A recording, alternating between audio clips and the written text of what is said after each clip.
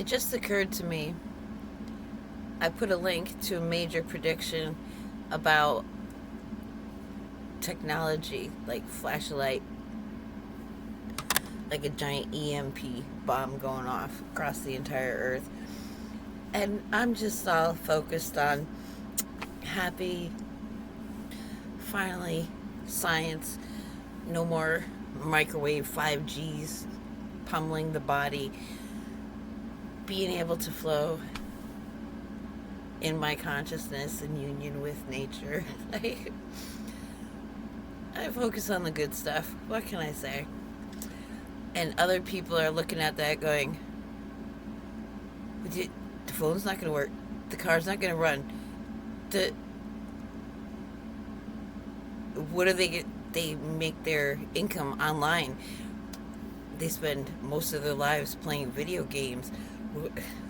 They, panic attack. I don't see reason to panic. Number one, EMP bombs are not new. So, the local government and authorities have plans in place for such an event. And even if we can't hear it across the news stations, martial law is going to be declared. Towns and cities will probably have curfews. They've got arms in supply that will function. They've got vehicles that will function. They're just prepared for it. Survivalists, I spent a lot of time in the survivalist mentality in those circles learning, because I wanted to learn about primitively living so that if I needed to, I could just walk bare ass naked out from a situation, an abusive relationship, and be able to take care of myself.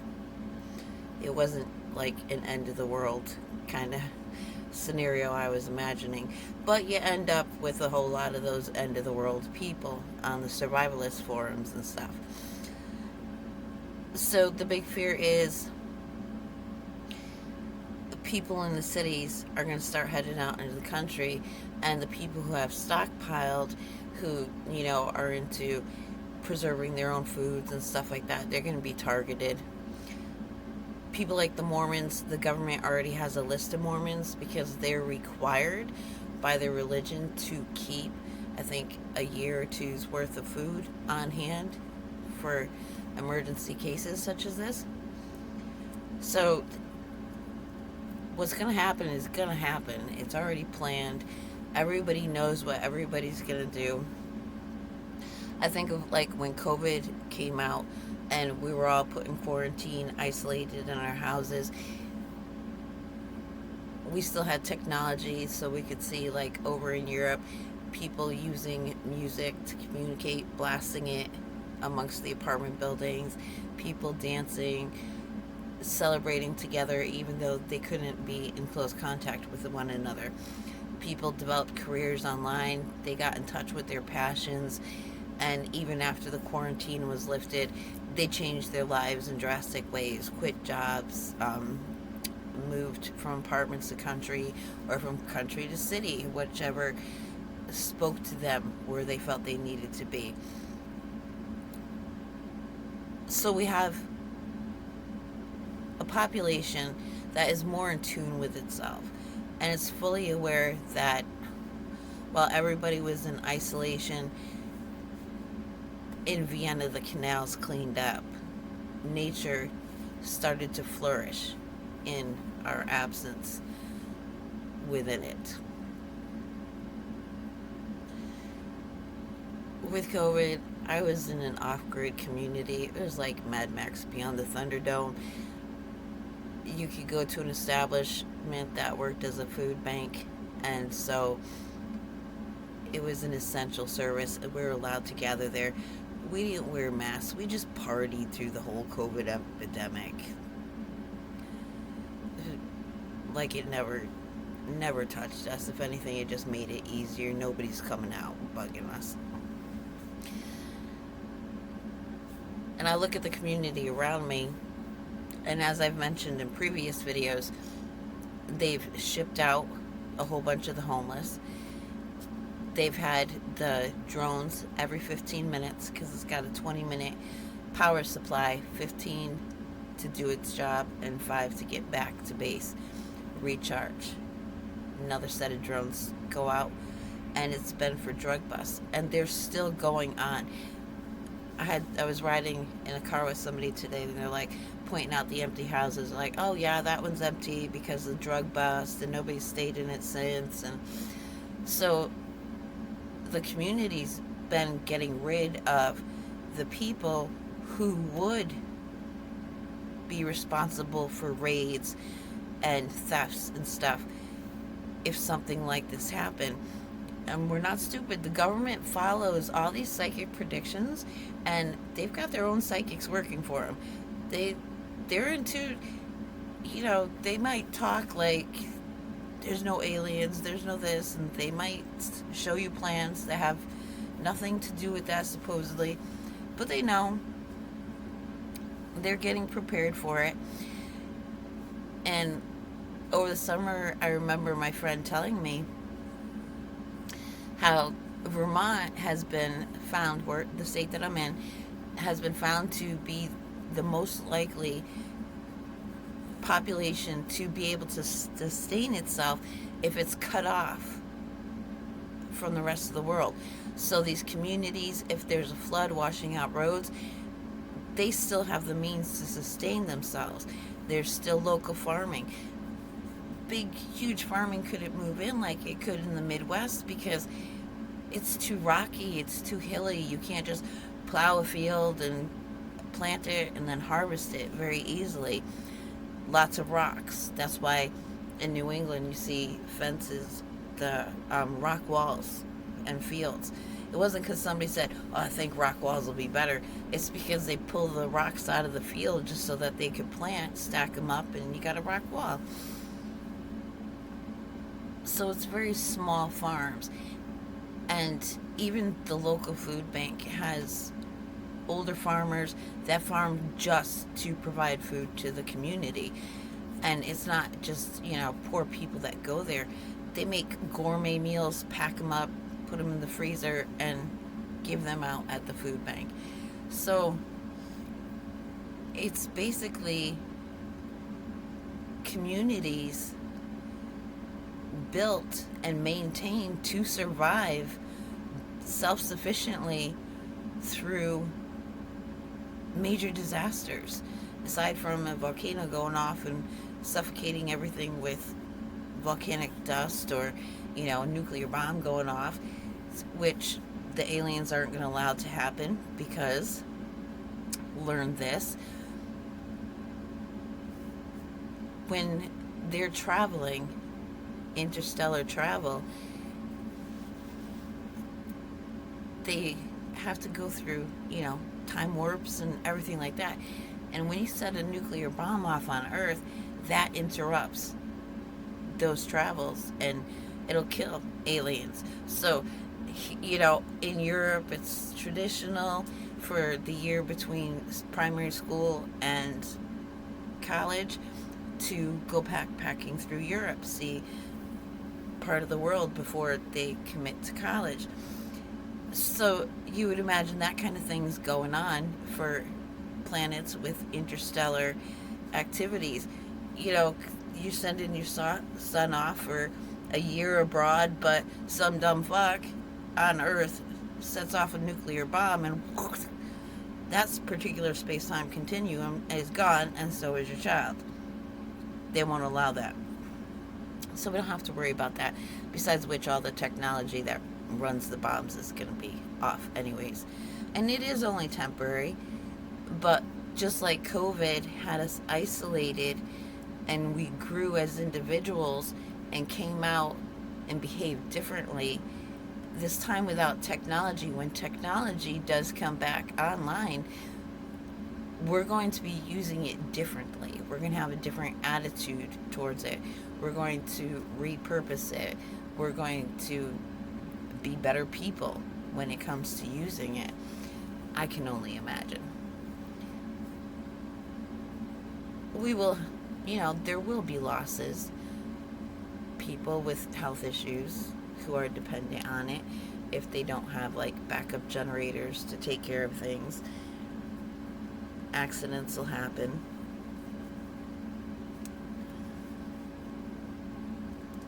And it's not my intention by rejoicing over my ability to experience quiet finally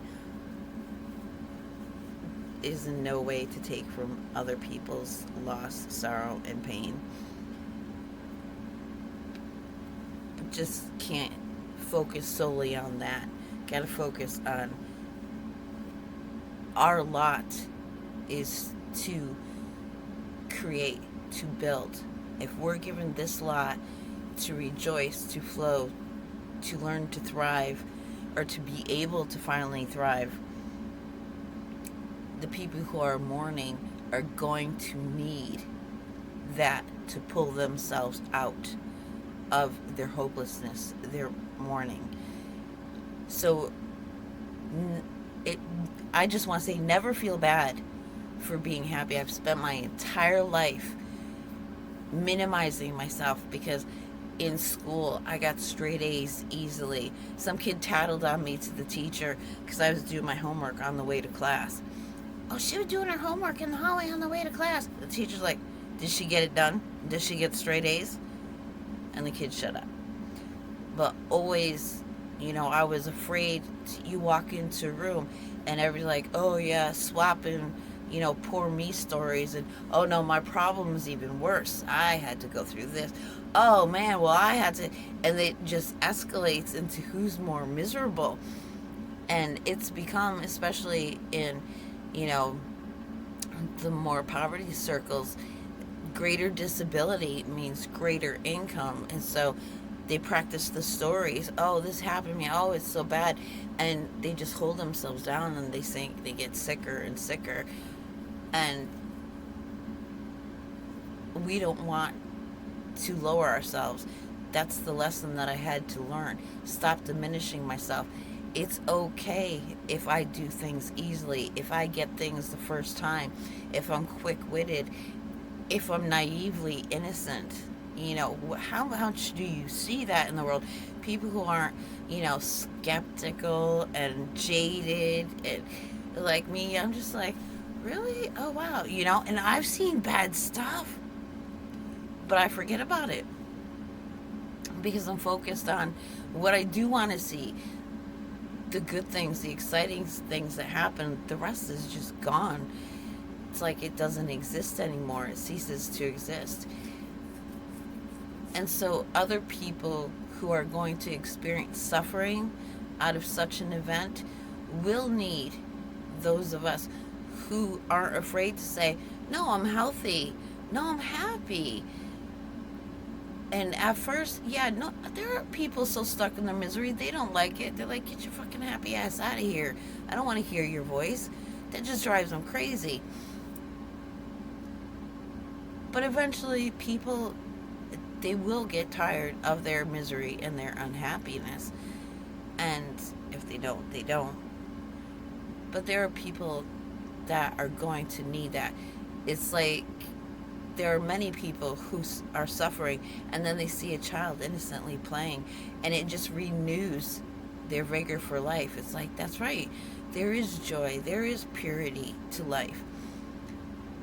And so if that's the lot we're given, if that's the burden we're given to carry, is to allow ourselves to be successful, to be safe, to thrive, I'm not going to feel bad that I got myself out of very bad community to come live in a different one where that one was the perfect one for COVID. Got to be free, carefree, fearless. People would come from other countries, not as much as they had at a different time, but they'd look at us and they'd be like, well, you people, you're crazy. You're not running around all, psycho, paranoid, washing your hands 10 times. I mean, I knew when she wear a mask, gloves, and then she'd take off the gloves, the mask, and she'd wash her hands and everything. She'd wash all the containers before she brought them in the house from the store. I mean, just hyper paranoia about getting sick, which some people have to be. They have low immune systems, and so they had to be that way. And that's fine. I have no problem respecting that. But here we were amongst each other, just living and partying it up. So I left that behind. All technology goes down, they're going to have a harder time in that community. It's not buy local. It's not, local farmers. There are local farmers down there. There are organic farmers, but it's not networked like it is up here. So am I going to make myself feel bad because I got out of that and now I'm part of a community? I may not get out much. I may not socialize at all. But the few people that I know everybody, and they talk about me to everybody. And I have like one lady, she considers me a friend. I only met her once, but she always thinks of me. She always asks my friend how I'm doing and stuff like that. So I know that we're going to be in a vibe where I'm going to have more energy, I'm going to have more clarity, I will be more available to the community, I have more energy to give, and I am very insightful, I am very perceptive, I am very upbuilding, I am very encouraging to be around. And so I'm going to be an asset to that community that's going to need the stability of somebody who's not afraid of what tomorrow's going to bring because everything just fell apart. So those are my reflections addressing what other people are going to be experiencing if something like this happens. As I've mentioned before, technology was supposed to take out the earth years and years ago. It was prophesied by the mamas. They never got, over thousands of years, a single prophecy wrong. And all of a sudden this was wrong. And they came out like, why was it wrong? Why did it happen? They didn't foresee my generation seeking enlightenment, using the internet to access spiritual systems and uniting, meditating online with people all over the world. They didn't foresee that. Generation X, man, we just changed everything. So it could be something like this. Maybe it's diverted. Maybe it's not. But if it's not, it's okay to be cool with it.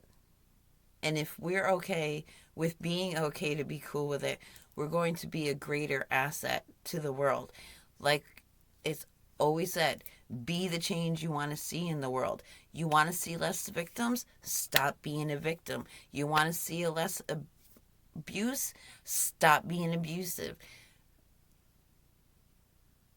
We can't help anybody unless we can help ourselves.